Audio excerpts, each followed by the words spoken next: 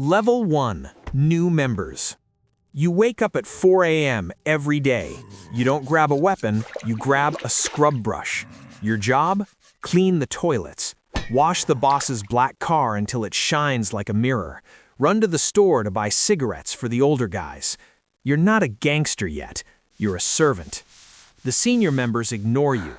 To them, you're just free labor. You make zero money. You sleep in a room with 5 other guys. You're hungry, tired, and sore. But you don't complain. You listen. You work.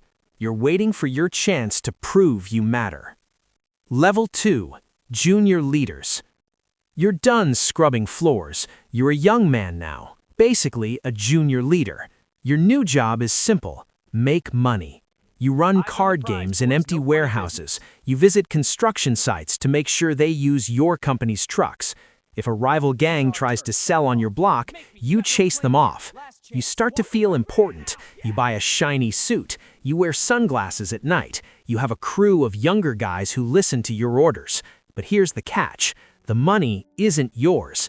Every week, you hand a big pile of cash to your older brother. This is the tax. If you make $5,000, you better give him his share. If you try to hide even $1, you're stealing from the family. And thieves get punished. You're earning money, but you're also a target. The police know your face. If a fight breaks out, you're the one getting arrested, while the bosses stay home safe. This ain't over! Level 3. Younger brothers.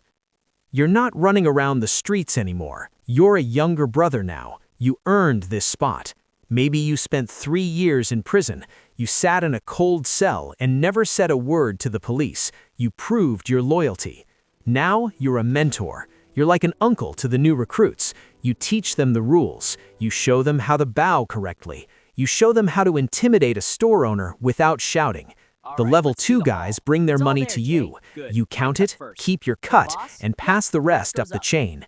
You have your own territory, maybe a row of bars or a few gambling parlors. You're a manager now. But be careful, you're still a soldier. When a rival gang attacks your territory, the boss doesn't call a lawyer, he calls you. You have to remind everyone who's in charge. You grab a metal pipe and gather your toughest guys. You're respected, but you're still the one doing the dirty work. Level 4. Deputy.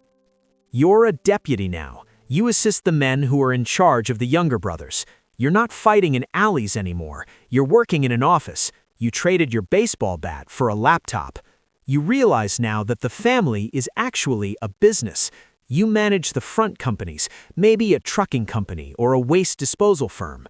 To the public, they look like normal businesses, but you know they're used to hide the family's dirty money. You're also in charge of logistics. When the boss needs to travel to a funeral, you plan the route. You decide which armored cars to use. You decide where the bodyguards stand.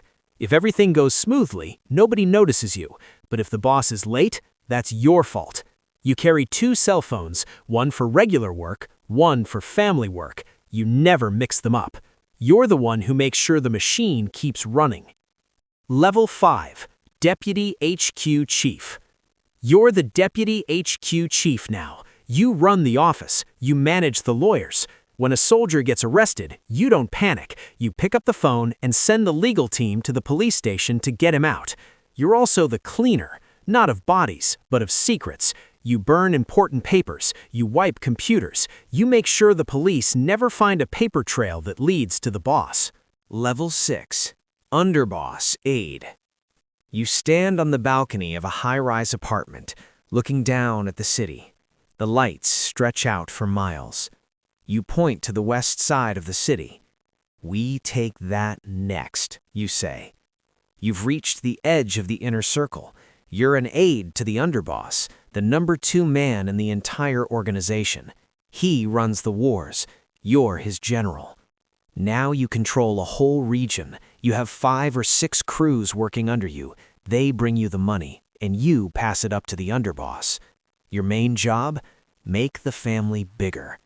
You look at a map. You see a port city run by a smaller, weaker gang. You want it. But you don't just send in guys with bats. You're smarter now. You send in businessmen. You buy the buildings where the rival gang operates. You buy their debts. You squeeze them slowly, you cut off their money. Then they get desperate. That's when you set up a meeting. You sit in a quiet tea house with the rival leader. You pour him tea and smile. Join us or disappear. Most of them join. You take their territory without firing a single shot. You drive a foreign luxury car. You wear suits that cost more than your first car. You're powerful. But you have to be careful. The underboss is watching you closely. He demands total loyalty. If you get too popular or make too much money, he might think you're trying to take his job. You have to shine, but not too bright. You're a warlord, but you still have a master. Level 7. Operations Chief. On the table in front of you, there's a map of the city. Next to it, 3 black pistols. They're clean, never been used in a crime before.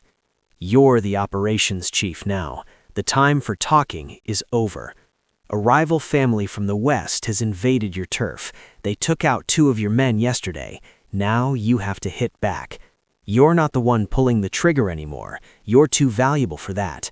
You're the one who decides who lives and who disappears. 3 young men stand in front of you.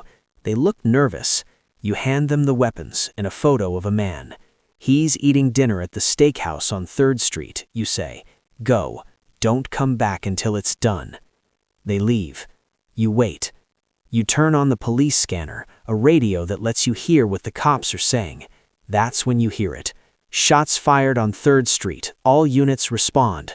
You look at your watch. Your guys have 3 minutes to get out before the police surround the block.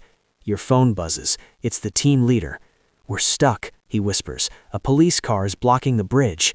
You have to think fast. You're playing a chess game with real lives. "Ditch the car," you order. "Run through the subway tunnel. I'll have a clean car waiting on the other side." You make a call to another crew. You tell them to start a fight in a bar on the other side of town. It's a distraction. The police cars turn around to handle the bar fight. The road opens up. Your hit team escapes. You don't sleep for 3 days. You drink black coffee and chain smoke. You send out more teams. You defend your streets block by block. It's brutal. You have to be ruthless. If a low-level soldier gets caught, you let him go to jail to protect the rest of the family. Finally, the news comes in. The rival boss has fled the city. The war is over. You won. Level 8. Underboss. You walk into the boardroom. 20 men in expensive suits stand up instantly. They bow low and don't move until you sit down. You're the underboss now. The boss is the king, but you're like the prime minister. You run the daily business. You're the CEO of a multi-million-dollar operation. You look at the financial reports on the table. The construction crews in the north are short on their payments. The gambling dens in the south are making excuses. You don't accept excuses. You pick up a heavy glass ashtray and hurl it against the wall. "Fix it," you say calmly, "or I'll send someone who can." The men scramble to make phone calls. They fear you more than they fear the police. You control the money. You decide which politicians get donations. You decide which real estate projects get built. You manage thousands of soldiers across the country. But your most important job? Be a shield. The police are always watching. They're desperate to arrest the supreme boss. They want to put him in handcuffs for the evening news. You stand in their way. You're the insulation. If the police find evidence of a crime, you step forward. "I did it," you tell them. You take the blame.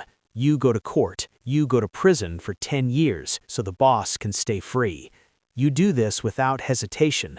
It's your duty. You're the heir to the throne. Everyone knows it. You have everything: money, power, respect.